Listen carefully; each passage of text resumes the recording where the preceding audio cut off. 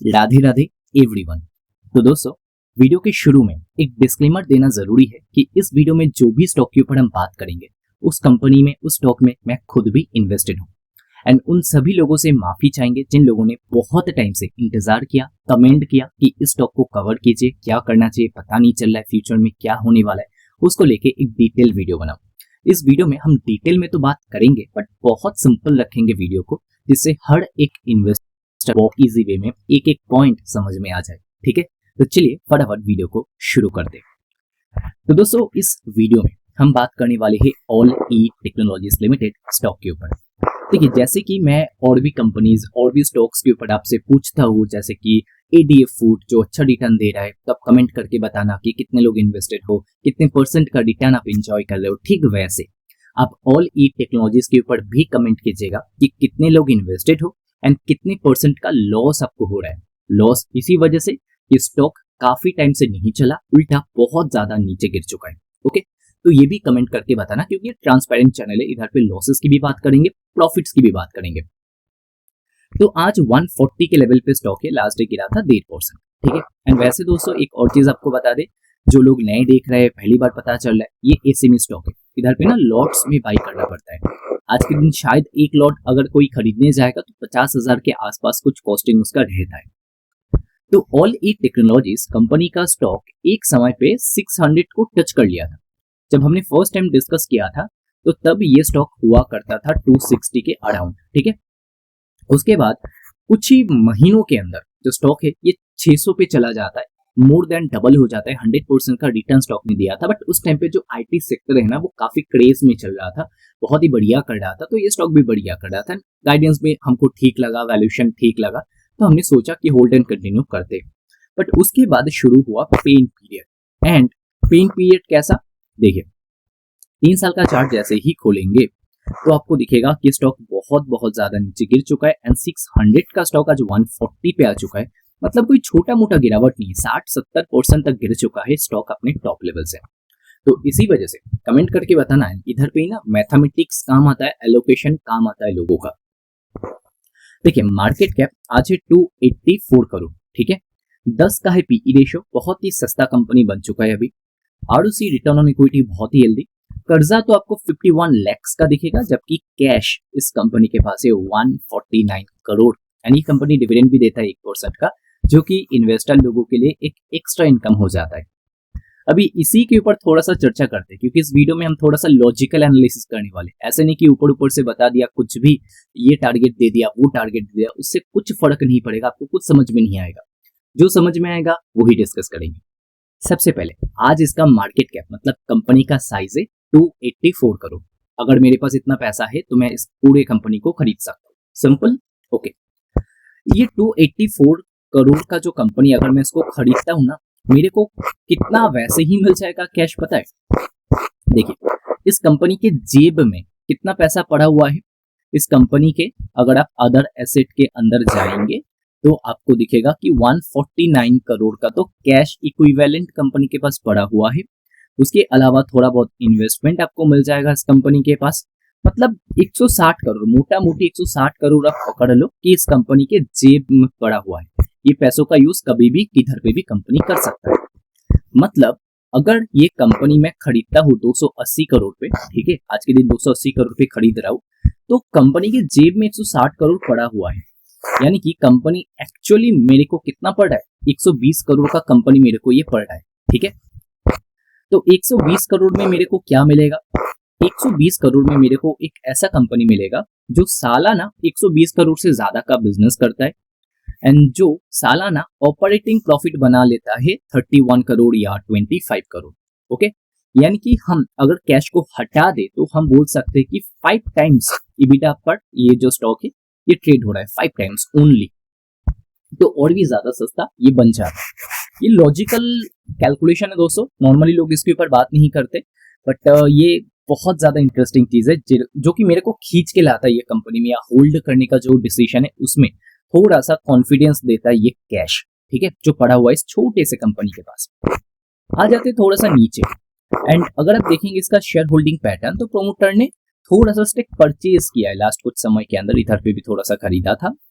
EFI का जो stake है वो होता है कट, लास्ट 2 क्वार्टर में इन्होंने बेचा। सेम विथ DIS, इन्होंने भी लास्ट क्वार्टर बेचा। पब्लिक का स्टेक है 41%। अभी कुछ लोग ये भी क्वेश्चन कर सकते हैं कि अगर सब कुछ ठीक है तो स्टॉक 600 से गिर के 140 कैसे हो सकता है, इतना ज्यादा गिरावट। देखिए, सबसे पहले तो ये लो लिक्विडिटी स्टॉक है, SME स्टॉक है। एंड लो लिक्विडिटी वाले स्टॉक में क्या होता है कि छोटा सा सेलिंग, मतलब आप भी जाके अगर मान लो कि 10 लाख का सेलिंग कर देते हो ना, इसमें सर्किट लग सकता है। ऐसा वाला सीन होता है SME कंपनीज में, क्योंकि इधर पे लिक्विडिटी बहुत कम होता है। ठीक वैसे जब इसका उल्टा होगा, कोई 10-20 लाख का बाइंग करेगा तो स्टॉक में अपर सर्किट भी लग सकता है। 5% रिटर्न ऐसे ही एक दिन में बन जाएगा, जो कि बहुत होता है। ठीक है, तो ये कंपनी का मेन बोर्ड लिस्टिंग होने वाला है, उसको लेके मैनेजमेंट ने क्या बताया कौन कॉल में, उसके ऊपर हम आगे चर्चा करेंगे। बट इंटरेस्टिंग चीज क्या है ना कि इस कंपनी में अभी भी बहुत कम इन्वेस्टर है, बहुत कम लोगों को पता है इस कंपनी के बारे में। तो पहले तो 1500 total number of share holder थे, आज के दिन आपको 4800 समथिंग दिखेगा, मतलब एक्चुअली में बहुत कम है। ये नंबर दूसरे कंपनीज में जाके देखेंगे ना, 3-10 लाख ऐसे आपको मिलेंगे, बट इसमें सिर्फ 4800 इन्वेस्टर है। अभी देखिए, पैसा ना तभी बनता है जब नंबर ऑफ शेयर होल्डर कम होता है, कम लोगों को पता होता है, मतलब वो कंपनी के बारे में जो यहाँ पे इंफॉर्मेशन है काफी कम लोगों तक है, तो वैल्यूएशन भी कम होगा उस टाइम पे। जब सबको पता चल जाता है तो वैल्यूएशन भी बहुत बढ़ जाता है। क्यूपिट का एग्जांपल आप देख सकते हो, जब आज बहुत लोगों को पता चल चुका है तो 2 लाख से ज्यादा शेयर होल्डर बन चुके हैं एंड वैल्यूएशन भी काफी ऊपर चला गया है। अगर एक और एग्जांपल आपको दो नॉलेज मरीन का, ठीक है, ये कंपनी ना 10 साल में 10 बैगर रहा है, मैं आपको दिखा दूं तो 10 साल का हमने चार्ट खोला एंड 10 साल पहले जो स्टॉक है ये कहाँ पे 19 रुपए पे हुआ करता था, आज 2000 को क्रॉस कर चुका है। तो आप देख पा रहे हो क्या मैसिव रिटर्न इस कंपनी ने दिया है। ओके, एंड 10 साल में इतना, वैसे ये 2021 के बाद से 10 साल का भी नहीं है, 2021 से पकड़ लो अभी 2026, मतलब ये रिटर्न हम देख रहे हैं 5 साल का। तो 5 साल में इतना रिटर्न दे दिया, 100 बैगर स्टॉक जो है वो बन गया। एंड 3 साल पहले तक पता है कितने total number of share holder थे, 1000 से भी कम। आज भी देखेंगे ना तो 15,000 total number of share holder, मतलब बहुत ही कम इन्वेस्टर इस कंपनी में अभी भी इन्वेस्टेड है। तो पैसा तभी बनता है जब बहुत ही कम लोगों को पता है उस स्टॉक के बारे में, मतलब डिस्कवर ज्यादा हुआ नहीं है। ठीक है, ये तो दोस्तों एक लॉजिकल डिस्कशन हमने कर लिया, बट फिर भी जो कंपनी के शेयर होल्डर है वो सिर्फ ये देख के तो होल्ड या इन्वेस्टमेंट कर नहीं सकते कि पी रेशियो सस्ता है, चलो ठीक है, उसके बाद कंपनी में कैश है, चलो ठीक है, कंपनी डेट फ्री है, वो भी ठीक है, एंड कंपनी का जो प्रोमोटर बाइंग हुआ है वो भी ठीक है ना, बहुत कम लोगों को पता है, वो भी ठीक है। बट फ्यूचर में क्या ग्रो करेगा उसको लेके क्या बताया, क्योंकि अभी तो एआई सेक्टर में डिस्ट्रप्शन चल रहा है पूरा एंड कोई कंपनी ग्रो नहीं कर पा रहा है। ये जो आप टीसीएस, इन्फोसिस, एचएल टेक में थोड़ा बहुत ग्रोथ देख रहे हो ना सेल्स में, ये जस्ट बिकॉज ऑफ जो रुपी हमारा डिप्रिशिएट हुआ है उसके चलते दिख रहा है। डॉलर टर्म्स में देखेंगे तो मर चुके, इनके ग्रोथ नहीं है बिल्कुल भी। ये डॉलर से जब रुपी में कन्वर्ट करते इनको फायदा मिलता है, रुपी क्योंकि काफी वीक हो चुका है डॉलर के अगेंस्ट में, डिप्रिशिएट हुआ है, तो वही फायदा ये दिख रहा है रेवेन्यू ग्रोथ के अंदर, अदरवाइज कोई ग्रोथ नहीं है इन कंपनीज का। एंड ऑलीटेक का अगर बात करें, इसका भी सेल्स ग्रोथ फ्लैट है एंड प्रॉफिट गिरा 37%। इसको लेके भी क्वेश्चन पूछा गया है कि एटलीस्ट इन्फोसिस, एचएल वाले तो 9-10% का ग्रोथ दिखा रहे, बट आप तो ग्रो ही नहीं कर रहे हो, ऐसा क्यों? तो उसका भी आंसर हम जानने वाले, बहुत कुछ जानेंगे इस वीडियो में। थोड़ा सा लंबा हो जाए तो माफ कीजिएगा, क्योंकि डिटेल में बताना है ना तो थोड़ा सा तो टाइम लगेगा। ठीक है, ओके। तो देखिए यहाँ पर हम कौन कॉल में आ चुके एंड 26 करोड़ का कैश जनरेट किया है, बहुत अच्छी बात है। पैट मार्जिन हमारा रहा है 17.2%, जो कि बहुत अच्छा नंबर होता है। एंड कंपनी के पास we have cash of almost 163 crore. सोचकर देखिए कि net debt free company, 280 crore का साइज है कंपनी का, एंड जेब में कितना पड़ा हुआ है 163 करोड़। मैसिव कैश कंपनी के पास है, मतलब आज के दिन हमको 120 करोड़ पे ये कंपनी मिल रहा है ऑली टेक्नोलॉजीज। ओके, ठीक है, आगे बढ़ते हैं। नेक्स्ट इन्होंने कहा दैट 2026 ना सबके लिए खराब गया, वो चीज इन्होंने सबसे पहले एग्री कर लिया। FY26 anyway was not a business as usual year. We experienced shifting global trade dynamics, which started the beginning of FY25 geopolitical conflict, fastest technology shift that we have experienced over the last more than a year now. तो जो चीज हो रहा है वही चीज इन्होंने agree किया, सबके साथ ये हो रहा है। ऐसा नहीं कि सिर्फ ऑलीटेक ही फंस गया बाकी तो सब ग्रोथ दिखा रहा है, ऐसा नहीं, सबके साथ हो रहा है। There has been enhanced focus on larger accounts who bring higher revenue, would last several years. Over time, we have strengthened our data and AI solution.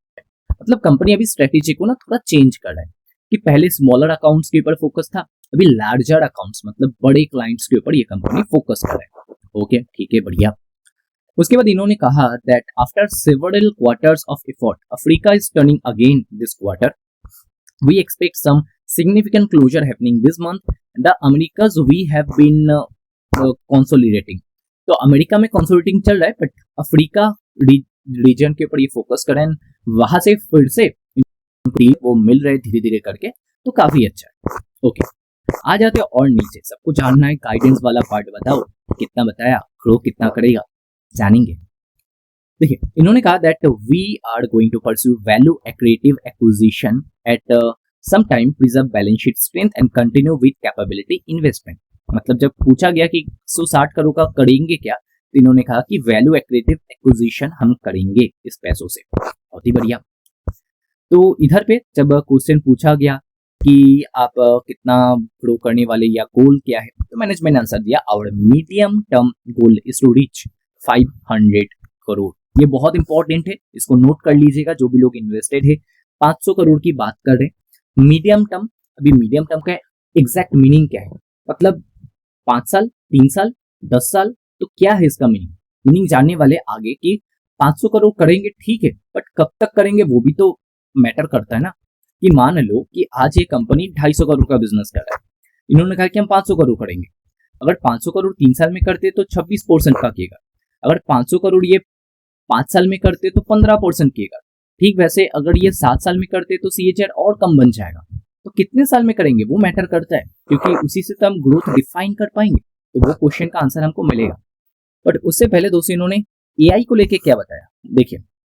But this product जो इनके पास है, Microsoft ERP and CRM product जो ये use करते, this product also require data which AI will operate, and this data comes from the system that we have been deploying over the 2 or 3 decades or 2 decades.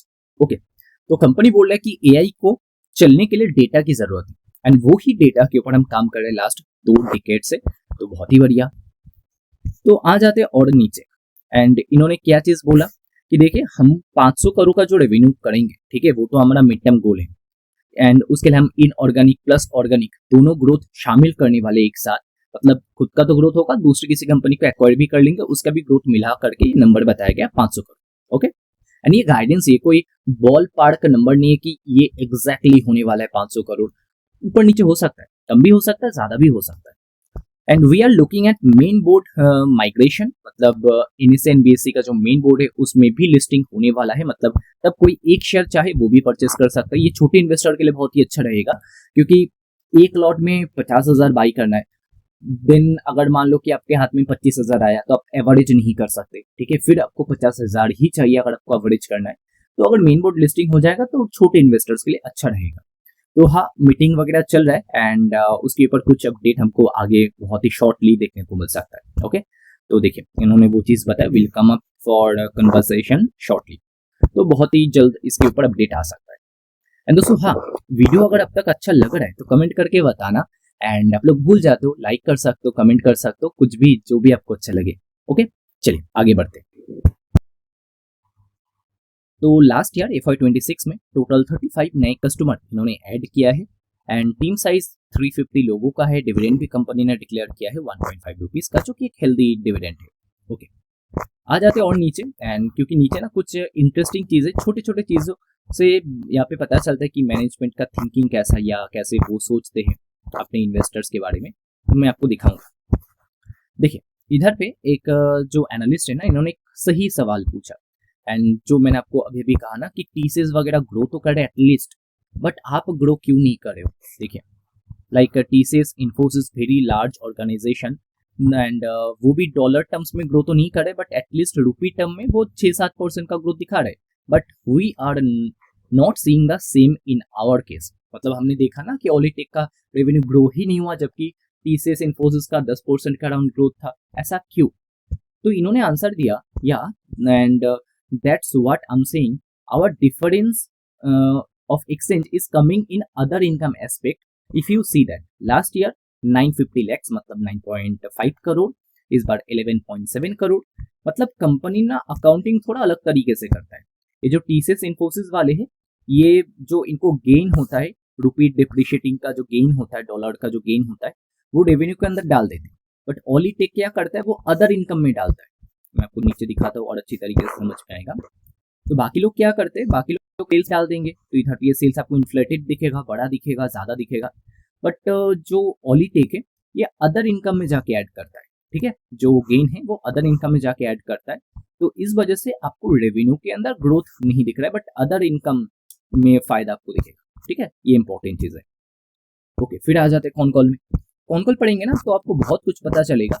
And ये company इतना छोटा है, इसके लिए जरूरी नहीं कि ये कॉन कॉल कंडक्ट करे, एंड एक्सचेंजेस का कोई रूल नहीं है, बट फिर भी ये कंपनी कॉन कॉल कंडक्ट करता है। एंड इनके लिए ये भी रूल नहीं है कि हर क्वार्टर आपको रिजल्ट पोस्ट करना पड़ेगा, बट फिर भी ये कंपनी जो है वो बेसिकली फॉलो करते हैं सिस्टम को कि हाँ, हम कॉन कॉल करेंगे इन्वेस्टर के साथ, जो रिलेशनशिप है वो अच्छा बनाएंगे, जो भी क्वेश्चन है उनका वो आंसर करेंगे। ये बताता है कि एक अच्छा मैनेजमेंट है इस कंपनी में। देखिए, इधर पे ना एक एनालिस्ट है जिन्होंने क्वेश्चन पूछा कि मैं SEBI registered independent research analyst, हम स्टॉक एडवाइजरी रन करते हैं, एंड हमारा क्वेश्चन ये है कि हम लार्जर डील को जो टारगेट कर रहे हैं, तो उसके लिए हमने क्या किया लास्ट 2-3 साल के अंदर, ये क्वेश्चन पूछा गया। तो मैनेजमेंट जो है मिस्टर अजय मिलान, तो उन्होंने ठीक से सुना नहीं। ऐसा होता है कॉन कॉल में, ठीक से सुन नहीं पाते किसी का क्वेश्चन। तो इन्होंने कहा, wait a minute, can somebody repeat this question for me, he is talking about large drill sizes. मतलब इनको वही वर्ड सुनने को मिला, बाकी क्वेश्चन इन्होंने सुना नहीं। तो इधर पे फिर से मैं नाम भी दिखा देता हूँ साइड में। तो जो यहाँ पे क्वेश्चन पूछा गया सुरेंद्र सिंह के द्वारा, तो इन्होंने कहा कि कैन आई ट्राई अगेन, मतलब मैं दोबारा पूछ सकता हूँ क्वेश्चन। तो मैनेजमेंट ने कहा, डॉक्टर अजय मिलान ने कहा, यस प्लीज। तो मॉडरेटर जो है, जो पूरा मैनेज करते कॉन कॉल को, उन्होंने कहा कि Surendra, can you move away from the speaker and talk into the device, मतलब थोड़ा सा स्पीकर से दूर हटिए, उसके बाद आप बात करिए। तो सुरेंद्र सिंह बोलते हैं, इट इज बेटर ना, मतलब अभी थोड़ा दूर जाके बात करें तो ठीक है अभी। तो अजय मिलान कहते हैं, do you want to put your question in chat, I will respond, मतलब कॉन कॉल के समय पे चैट में भी क्वेश्चन डाल सकते हो। तो हाँ, सुरेंद्र सिंह बोलते हैं ठीक है, हाँ आई विल डू दैट। तो अजय मिलन कहते हैं श्योर। तो सुरेंद्र सिंह कहते हैं, मतलब जिन्होंने क्वेश्चन पूछा, थैंक यू। तो मॉडरेटर जो है, इन्होंने कहा कि we will move on to Rishabh Joshi, मतलब नेक्स्ट क्वेश्चन में जंप कर रहे हैं। तो उस टाइम पे डॉक्टर अजय मिलान जो मैनेजमेंट से, उन्होंने कहा, no no no wait, I guess we give him a minute, it's not nice. मतलब जो मॉडरेटर है ये चाह रहे थे कि वो नेक्स्ट क्वेश्चन में चले जाए, बाद में जो चैट से इनका क्वेश्चन उठा लेंगे सुरेंद्र सिंह का, तो बात कर लेंगे। बट ये मैनेजमेंट का क्वालिटी बताता है कि ये जस्ट करना है तो उस वजह से कॉन कॉल नहीं कर रहे, ये एक्चुअली में जो क्वेश्चन है एनालिस्ट को उसको एड्रेस करना चाहते, जिस वजह से इन्होंने कहा कि नहीं, उनको 1 मिनट का समय दिया है, एक बार उनका क्वेश्चन का आंसर हम कर देते, फिर नेक्स्ट क्वेश्चन के ऊपर जंप करते। ये छोटे छोटे चीजें हमको यहाँ पे बताता है कि एक अच्छा मैनेजमेंट है एंड एक रिस्पॉन्सिबल मैनेजमेंट है इस कंपनी में। अभी देखिए, पूरा सेक्टर जब स्ट्रगल कर रहा है, ये भी कंपनी स्ट्रगल कर रहा है, ये तो कुछ समझना रॉकेट साइंस नहीं है। हाँ, तब हम इसको खड़ा बोल सकते थे कि यार बाकी सब बढ़िया कर रहे हैं, आप क्या कर रहे हो, तब हम ऐसा बोल सकते थे। ठीक है, तो अभी स्टॉक गिरा है, बाकी सब का भी स्टॉक गिरा है, टीसीएस जैसे बड़ी कंपनी का स्टॉक गिरा है, तो क्या ही किया जा सकता है। ओके, तो इधर पे एक बहुत ही इंपॉर्टेंट क्वेश्चन है, देखिए। तो क्लाइंट को लेकर क्वेश्चन पूछा गया कि इस बार हमारा मार्जिन गिरा, तो क्यों गिरा। तो इन्होंने सिंपल चीज बोला कि देखिए, so really operationally speaking there wasn't any steep fall, obviously sales cycle get longer, your cost of sale goes up, and if you are engaged somewhere for 9 to 12 months instead of 3-4 months, you end up investing more। मतलब पहले जो काम 3-4 महीने के अंदर हो जाता था, अभी वही काम 9 से लेके 12 महीने के अंदर हो रहा है। जो क्लाइंट है वो थोड़ा ज्यादा टाइम ले रहा है एक डील को क्लोज करने में, तो वहां पे इन्वेस्टमेंट मतलब पैसा तो ज्यादा जाएगा, साथ ही साथ मैनेजमेंट का माइंड शेयर भी जाता है, तो वो एक खर्चा हो गया। उसके बाद जो गवर्नमेंट ने पीएफ में चेंजेस किया है, उसके लिए 1.3 से 1.4 करोड़ का एक्स्ट्रा कॉस्ट इनका चला गया। एंड कुछ जो additional new business development cost होते हैं, तो वहां पे थोड़ा पैसा गया। बट इन्होंने एट द एंड वही कहा कि there was nothing really extraordinary about it. तो मार्जिन जो गिरा, तो उसके पीछे का रीजन भी इन्होंने हाईलाइट कर दिया, एंड मेन वो गवर्नमेंट वाला ही रीजन है जो पीएफ में चेंजेस हुआ। अभी अगेन दोस्तों लौट के आ जाते हैं वही क्वेश्चन के ऊपर कि 500 करोड़ अगर करेंगे तो कितने समय के अंदर करेंगे, मीडियम टर्म का मतलब क्या है। तो well I would guess anywhere between 4 to 5 years is medium term. Okay, तो 4-5 साल में कंपनी कह रहा है कि हम 500 करोड़ के आसपास का बिजनेस करना चाहते हैं। ठीक है, अब ये सच होगा गलत होगा एंड इससे ज्यादा करेगा कम करेगा वो तो समय ही बताएगा, वो तो अभी कोई बता नहीं सकता। आज की ये कंपनी कितना बिजनेस करता है, आज के दिन ये कंपनी 140 करोड़ का बिजनेस करता है। मतलब इधर से ऑलमोस्ट जो कंपनी है 3x करने की बात कर रहा है विद इन 4 to 5 ईयर। तो आई थिंक कि ग्रोथ गाइडेंस खराब नहीं है। 3x with in 4 to 5 year बहुत होता है। 4 साल में भी डबल हो जाए ना तो 19% का केगर बताया जाता है, 4 साल में डबल हो जाए। बट इधर पे डबल नहीं ट्रिपल करने की बात करें तो CAGR भी इवेंचुअली बहुत ज्यादा बढ़ जाता है। तो मैं दोस्तों टाइम देने के लिए रेडी हूँ क्योंकि मेरे को 120 करोड़ में ये कंपनी मिल रहा है एंड जो 140 करोड़ का बिजनेस कर रहा है एंड आगे 500 करोड़ का बिजनेस करने की बात करें अगले 4 से 5 साल के अंदर। ठीक है, तो 120 करोड़ पे मेरे को ये कंपनी मिल रहा है। तो मैं तो इसको होल्ड एंड कंटिन्यू करने वाला हूँ।